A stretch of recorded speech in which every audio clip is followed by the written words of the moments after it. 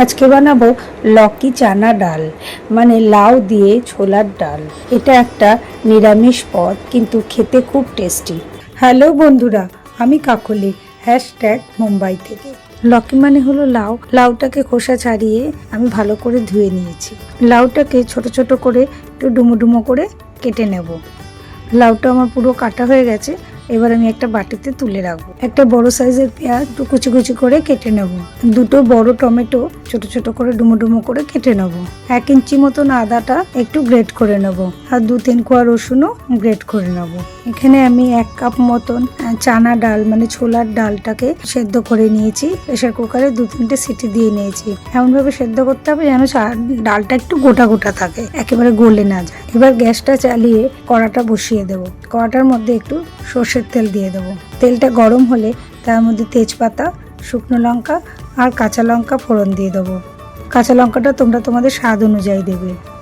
আর 1 চামচ মতন গোটা জিরে ফোড়নে দিয়ে দেবো, আর একটু হিং দিয়ে দেবো।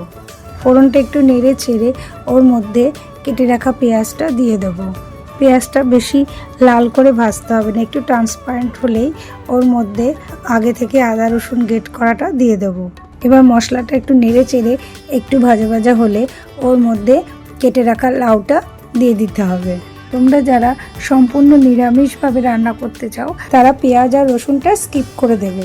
লাউটা ভালো করে নেড়ে ছেড়ে ওর মধ্যে স্বাদ মতো নুন দিয়ে দেবো। এবার এক এক করে হলুদ গুঁড়ো, জিরে গুঁড়ো, ধনে গুঁড়ো আর একটু লাল লঙ্কার গুঁড়ো দিয়ে দেবো। এবার সব মশলাগুলো ভালো করে লাউয়ের সঙ্গে নেড়ে ছেড়ে একটু কষে গেলে ওর মধ্যে টমেটো কুচিটা দিয়ে দেবো।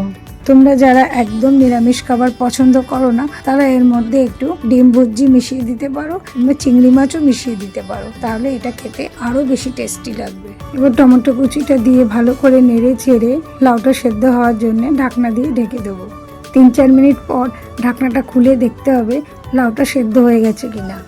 লাউটা সেদ্ধ হয়ে গেলে ওর মধ্যে আগে থেকে সেদ্ধ করা ছোলার ডালটা দিয়ে দিতে হবে। আর ছোলার ডাল সেদ্ধ করা যে জলটা ছিল সেই জলটাও ওর মধ্যে দিয়ে দেবো। দিয়ে সবগুলো ভালো করে নাড়াচাড়া করে ঢাকনা দিয়ে ঢেকে দেবো।